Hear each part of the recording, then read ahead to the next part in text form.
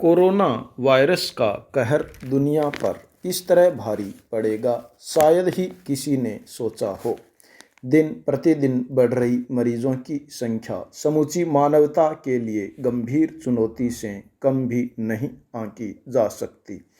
दुनिया के दूसरे देशों के मुकाबले भारत अब तक संभला हुआ है, लेकिन भावी खतरों से निपटने की तैयारी पूरी रखने की ज़रूरत है। अमेरिका की तरह न तो इसे हल्के में लेने की भूल करनी चाहिए और न ही अति विश्वास में रहना चाहिए। केंद्र सरकार के साथ साथ राज्य सरकारें संकट से निपटने में कमर कस रही है। आपदा की इस घड़ी में पक्ष विपक्ष साथ साथ काम करने की इच्छा जता रहा है। यही हमारी खूबी है। केंद्र सरकार ने भी अलग अलग समस्याओं से निपटने के लिए उच्चाधिकारी द्वारा समितियां गठित की गई हैं, लेकिन सबसे बड़ी ज़रूरत केंद्र सरकार और राज्य सरकारों के बीच समन्वय स्थापित करने की है। न सिर्फ दोनों सरकारों बल्कि नौकरशाही से भी ऊपर से नीचे तक तालमेल जरूरी है। विशेषज्ञों का भी मानना है कि चिकित्सा तैयारियों के साथ आवश्यक खाद्य सामग्री की निर्बाध रूप से आपूर्ति के बेहतर तालमेल आवश्यक हैं। जो आदेश ऊपर से आए वे नीचे तक पहुँचे। 2 दिन पहले मजदूरों की घर वापसी को लेकर दिल्ली की सड़कों पर नजर आया नज़ारा डराने वाला था। लगा मानो महामारी के फैलाव की जिस चेन को तोड़ने के लिए लॉकडाउन किया गया वह बेकार चला जाएगा। राजधानी की सड़कों पर हजारों लोग निकल आए थे और उन्हें संभालने वाला कोई नजर नहीं आ रहा था। वे लॉकडाउन के कारण रोजी रोटी चले जाने से परेशान लोग थे। उनकी परेशानी का अंदाजा पहले से ही लगाकर कोई न कोई उपाय निकाला जाना चाहिए था।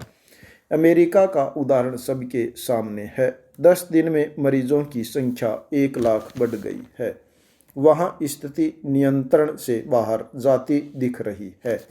हमारे लिए ये अच्छा सबक होना चाहिए। लॉकडाउन लंबा चला तो दवाइयों के साथ खाने पीने की वस्तुओं, बिजली पानी की आपूर्ति और वेंटिलेटर, मास्क तथा सैनिटाइजर की नियमित आपूर्ति के लिए ऊपर से नीचे तक सिस्टम होना चाहिए।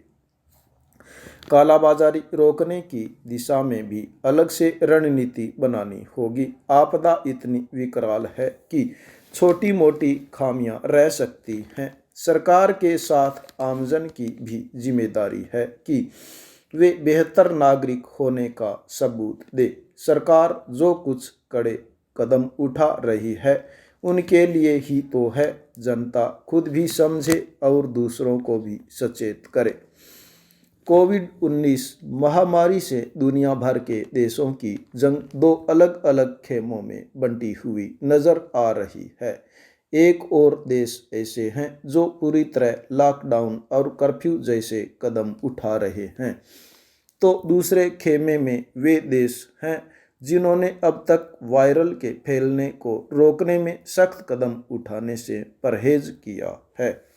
सांध्य दैनिक को बांटने के बाद रामलाल और रोजाना के साथियों में अनमना सा जाकर बैठ गया। बुझे मन से उसने चाय का ऑर्डर भी दे दिया था। बेहद थक सा गया था वह। चाय का ऑर्डर देने के ढंग से ही सड़क किनारे के नन्हे से ढाबे का मालिक ग्यारसी समझ गया था कि आज उसके तेवर ठीक नहीं है। बोल बेटा, कैसी रही आज की यात्रा? प्रभाती ने पूछा। वह अखबार बांटने के काम को यात्रा ही बोलता है। एक हाकर का जीवन इसी यात्रा पर टिका होता है। इंसानों में रोग उत्पन्न करने वाले सभी वायरस का एक सम्मेलन अदृश्य स्थान पर हुआ है। कुछ बोलेगा भी आज कुछ अधिक भाव खा रहा है। रतन ने भी उसको छेड़ने के अंदाज में कहा, यार आज पूरा बदन अकड़ सा गया है। साइकिल चलाते चलाते हाथ पांव बेहद दर्द कर रहे हैं। रामलाल ने अपना मौन भंग किया। इसी बीच ग्यारसी एक गिलास पानी और एक कप चाय उसके सामने रखकर चला गया। फिर भी आज तेरा मूड कुछ बदला हुआ सा है। इसके बाद वह मौके की खोज में रहने लगा कि कैसे उस बुढ़े से पिंड छुड़ाया जाए, पर उसका मकान बीच में पड़ता था। दोनों ओर के बाजू वाले उसके ग्राहक थे, इसलिए इसको टालना सरल नहीं था। और हर महीने पैसे चुकाने में भी यह खरा है, कभी चक्कर नहीं लगवाया। यह तो गलत बात है। होगा पैसे वाला अपने घर में, अखबार लेना है तो ले, नहीं तो छुट्टी कर। अखबार 1 रुपया का है, कमाया ही सही। यह तो हर दिन की नौकरी हो गई उसकी। प्रभाती फैलते हुए यह कह रहा था। रतन ने भी हामी भरी। मैं तो अखबार देना ही छोड़ दूं ऐसे आदमियों को। क्या समझते हैं खुद को। एक दिन होटल पर प्रभाती ने उसे छेड़ दिया। क्या हाल है उस बरामदे वाले बुढ़ऊ के। वही हाल है, रोजाना उसकी चाकरी कर रहा हूँ। वह पट्ठा तो न हिलता है न चलता है। तो बंद कर दे न अखबार, रतन बोला।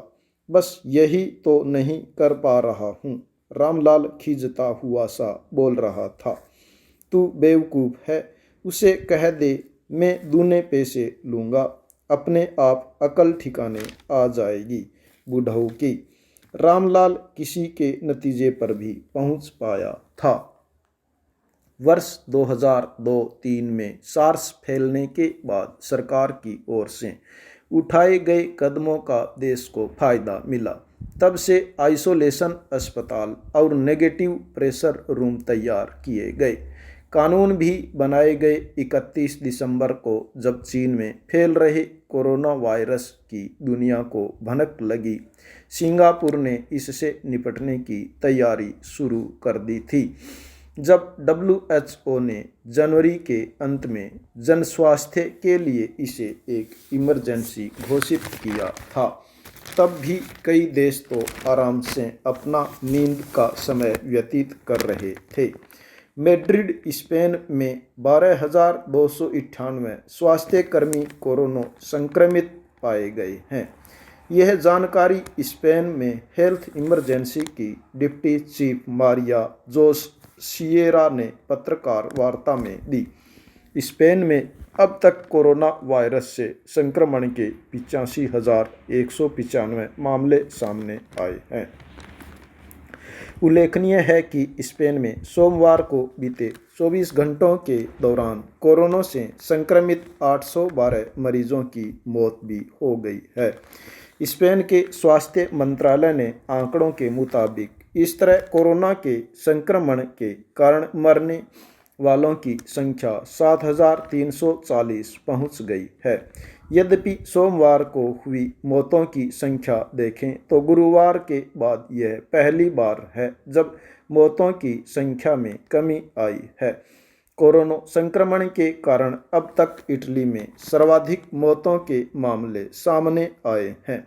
इस मामले में इटली के बाद दूसरे नंबर पर स्पेन है। हालांकि स्पेन के स्वास्थ्य विभाग का कहना है कि कोरोना संक्रमण के मरीजों और इस कारण हुई मौतों की संख्या में कमी आने लगी है। कोठारी जी ने यह भी अच्छी बात लिखी है, लेकिन पलसाना लॉकडाउन के दौरान पुलिस की पिटाई से एक युवक की मौत हो गई है। युवक सीकर के त्रिलोकपुरा का रहने वाला था और दवाई लेकर कुचामन जा रहा था। परिजन गंभीर अवस्था में एम्बुलेंस से रविवार रात को घर लेकर पहुंचे थे। सोमवार सुबह उसकी अस्पताल ले जाने से पहले ही मौत हो गई थी। चीन में 2 ऐप्स सबसे ज़्यादा लोकप्रिय हैं, मैसेजिंग के लिए वीचैट और ऑनलाइन पेमेंट के लिए अलीपे। खुद के ही ऐप्स इस्तेमाल करता है चीन। चीन खुद का सोशल नेटवर्क चलाता है। नियंत्रण कक्ष मेडिकल टीम को सूचना देगा, जिसके बाद टीम आपको अस्पताल ले जाएगी और जांच करेगी। इसमें 14 दिन का क्वारंटाइन जरूरी है। दूसरा, पीला रंग थोड़ा कम खतरे वाला है, इसमें 7 दिन का क्वारंटाइन अनिवार्य है।